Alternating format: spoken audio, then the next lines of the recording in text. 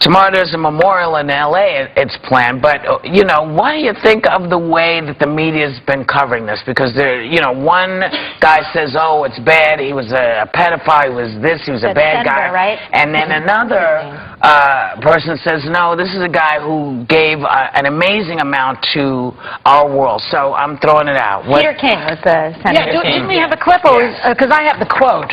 Yeah, well, let's do the quote. The quote says, this is Representative Peter King of Long Island, New York. He says, let's knock out the psychobabble. He was a pervert, a child molester. He was a pedophile. And to be giving this much coverage to him day in and day out, what does it say about us as a country? I just think we're too politically correct. There's nothing good to say about this guy, he continued. But the bottom line is, would you let your child or grandchild be in the same room as Michael Jackson? What I want to say is... He's a congressman. He's a congressman, yes.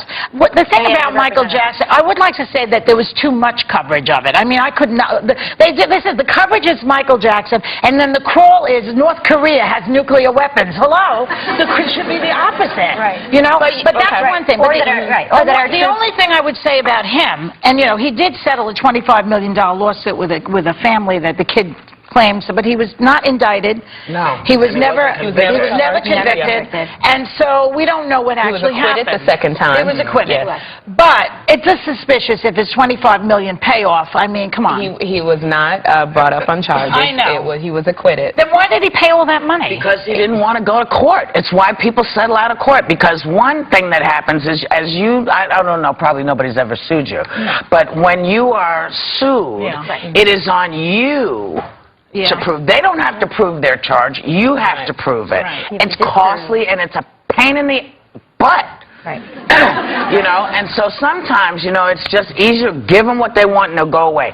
Sometimes it backfires for people. You know, you give them what they want and then they come back 4 years later. Right. Then you learn how to say, you know what, I'm giving you this, that's it. But I've had this experience. I know why people you have to at some point, like, decide.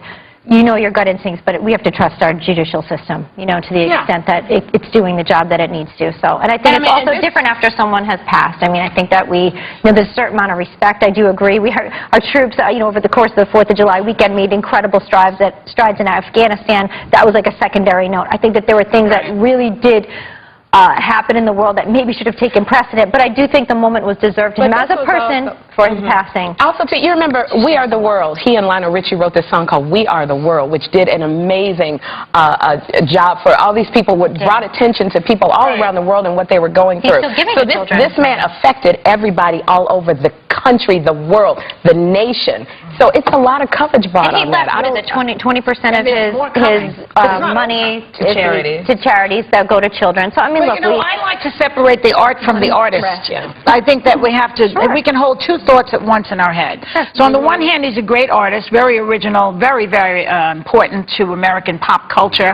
On the other hand, he has some things that were strange about him. It's like Woody Allen is a great artist, and he has also. And Roman Polanski is a great director, and he has also. This is a man who, MTV, and artists are definitely not perfect. MTV, he made MTV what it was. They did not have African Americans on their channel until Michael Jackson's, was it Thriller, that came on. It could have still been like that. So he broke racial barriers. That's the artist that Joy's talking about. I don't even think that's the artist. He broke racial barriers. So you could say it was the artist. I think you could separate that. The artist who broke racial barriers. No, that's the man who broke racial barriers as well. Okay, well, let me talk about my friend for a second. My friend was Michael Jackson. Yeah. He was at the very first audition I did for Color Purple. When I told you, you know, I came out and Steven Spielberg had said there'd be just a couple of people to see, because Steven Spielberg asked me to come do my one-woman show, which I did on Broadway. He didn't tell me why I was coming there. He said, I want to see your show and I can't get there, so do you mind coming? I said, sure, because, you know, I wanted to be in Raiders of the Lost Ark. She knew, I wanted to run with Harrison Ford. And so I step out, and in this audience is Ashford and Simpson, Quincy Jones, I can't remember else, and Michael Jackson. Wow. And what year is that? This is 83, 2 maybe. All right. Yeah.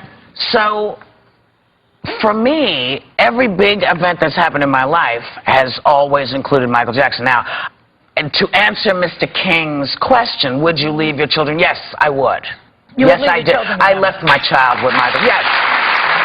And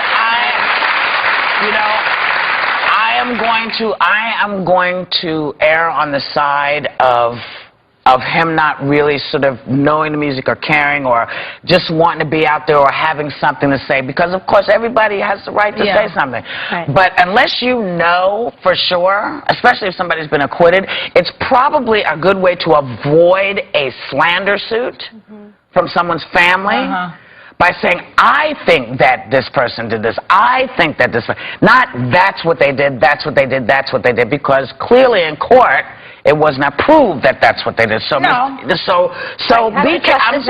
I'm saying to Mr. King, be careful. Say how you feel, but don't make it an edict because it's already been proved not to be the But Michael, case. in one interview, does say that he thought it was totally appropriate to sleep in a bed. He was a 40-something-year-old man. I think in a he bed may with a be wise. child, which I think is odd, frankly. And if I was going to leave him with my children, I would have a nanny cam on Well, him. here's the deal. Here's the deal. Let me tell you about Michael, okay?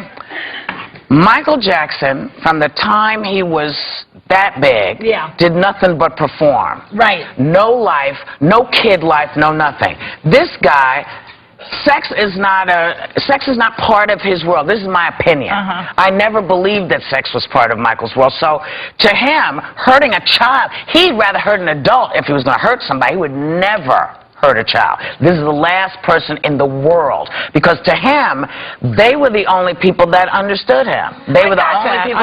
So I just wanted to put that out there because, you know, wherever he is, I hope he's dancing with Sinatra and everybody else. I think that there's another point to be made, not about him, but just about pedophilia in general, and that is that a lot of pedophiles say that they're not hurting the child, that they're just that they're being kind to the child. Them back up. That is not the case. I do not believe with Michael Jackson. I do not believe he was a pedophile or any of those things. Acquitted versus inappropriate.